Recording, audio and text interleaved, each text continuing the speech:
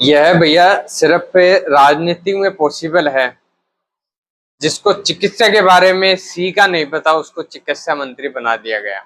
जिसको शिक्षा के बारे में एस का नहीं पता उनको शिक्षा मंत्री बना दिया जाता है।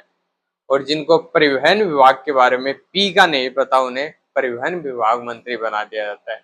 सच में ऐसा पॉसिबल है? वो सिर्फ राजनीति के अंदर है। अगर आपको एक क्लर्क की जॉब भी लेनी है तो उसके लिए आपको है एग्जाम पास करना पड़ेगा। लेकिन आपको अगर मंत्री बनना है तो जो बड़े बड़े नेता हैं उनकी थोड़ी सी चाटुकारिता करके उनसे टिकट लेके पार्टी का जीतकर फिर आप मंत्री बन सकते हैं। आपको बता दूं कि क्या हुआ है ऐसा, राजस्थान की राजनीति में एक बार फिर बड़ा सवाल खड़ा हो गया।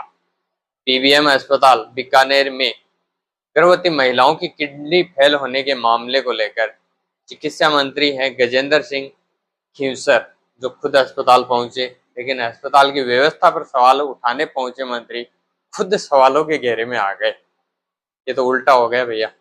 मंत्री ने अस्पताल का निरीक्षण किया, डॉक्टर और अधिकारियों से जवाब मांगा, इसके बाद प्रेस कॉन्फ्रेंस भी की।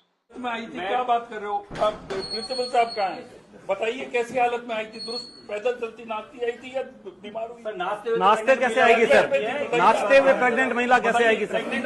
सर आप ये कैसे कह रहे हो कि नाचते आई कि नहीं आई? आप ये कैसे कह सकते हैं? सर नहीं सर, एक मिनट सर। आप प्रेस कॉन्फ्रेंस में पत्रकारों ने जवाब तीखे सवाल पूछे शुरू किए तो माहौल गर्मा गया।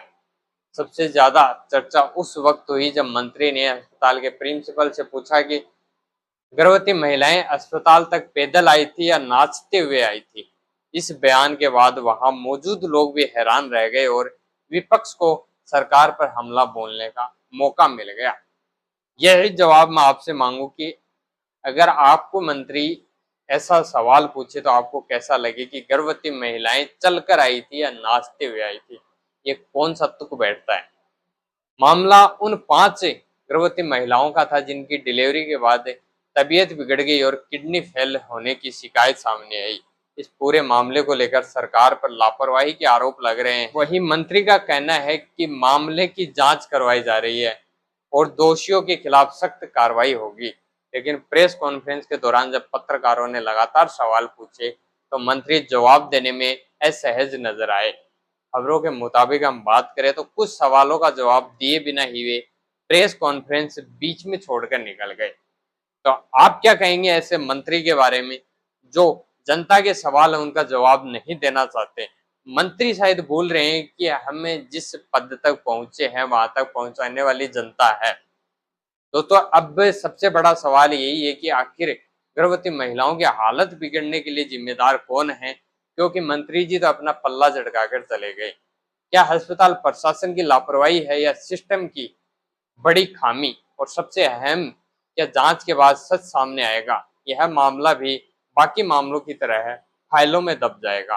फिलहाल पूरे राजस्थान की नजर इस जांच पर है, क्योंकि सवाल सिर्फ 5 महिलाओं का नहीं बल्कि प्रदेश की स्वास्थ्य व्यवस्था पर जनता के भरोसे का है। आपकी क्या राय है? क्या इस मामले में जिम्मेदार लोगों पर कार्रवाई होनी चाहिए?